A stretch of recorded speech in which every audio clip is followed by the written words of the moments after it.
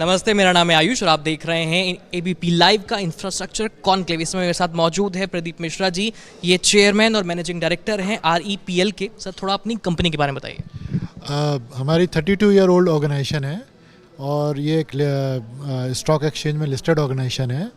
And हम लोग हिंदुस्तान के नॉर्थ से साउथ तक ईस्ट से वेस्ट हर स्टेट में प्रेजेंट हैं। पैन इंडिया हम लोगों का प्रेजेंस है और अर्बन इंफ्रास्ट्रक्चर में हम लोग वर्क करते हैं।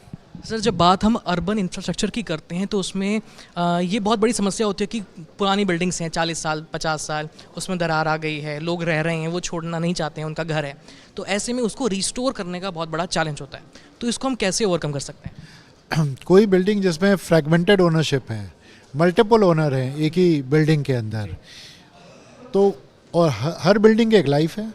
उसके plumbing system, electrical system, building के अपनी स्ट्रक्चरल में उसकी एक लाइफ है। और फ्रैगमेंटेड ओनरशिप में लोग कंट्रीब्यूट नहीं करते, और अगर सब कंट्रीब्यूट नहीं करेंगे तो वो उसका अपग्रेड नहीं हो सकती। तो दिस इज़ अ प्रॉब्लम।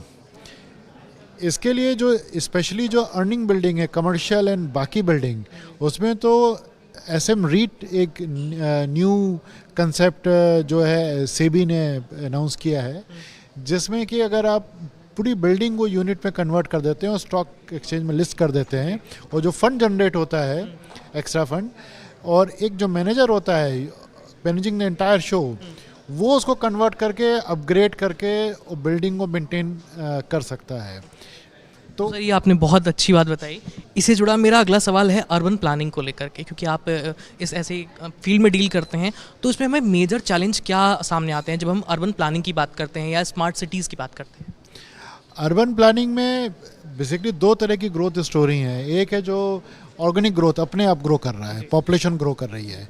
एक है कोई चीज़ इंड्यूस एक्टिविटी हो गई, जैसे एक बाहर से लोग आके वहाँ माइग्रेशन हो गया।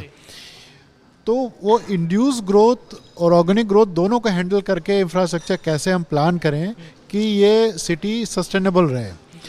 सेकंड पार्ट है इसका कि जो ये फंड है, इसको कैसे जनरेट करें कि फंड जनरेट करें ताकि सिटी मेंटेन हो सके।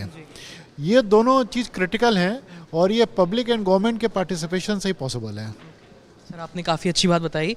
मुझे अपने मेजर प्रोजेक्ट्स के बारे में बताइए। हम लोग कई शहरों के मास्टर प्लान कर रहे हैं। उत्तराखंड में देहरादून और बाकी शहरों के भी हमारे मास्टर प्लान चल रहे हैं। उड़ीसा में हम लोग मास्टर प्लान कर रहे हैं। चेन्नई मेट्रो का PMC कर रहे हैं।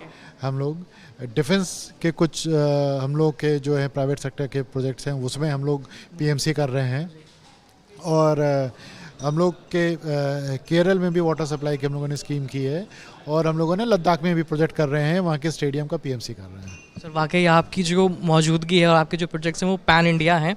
तो चलते चलते हमारे व्यूवर्स को एक छोटा सा मैसेज दे दीजिए, अर्बन प्लानिंग से जुड़ा हुआ और इन्वायरमेंट से जुड़ा हुआ, तो हम इसको कैसे बचा सकते हैं डेवलपमेंट के साथ साथ? इन्वायरमेंट के लिए मैं ये कहना चाहूँगा कि हमने वेस्टर्न वर्ल्ड से बहुत सी उनकी चीज़ों को कॉपी कर लिया, लेकिन उनकी कुछ अच्छी चीज़ों को कॉपी नहीं किया। कि they still love to walk a lot. अपने घर से ऑफिस वॉक करके 5-5 किलोमीटर चले जाते हैं वो लोग। They still enjoy in using public transport.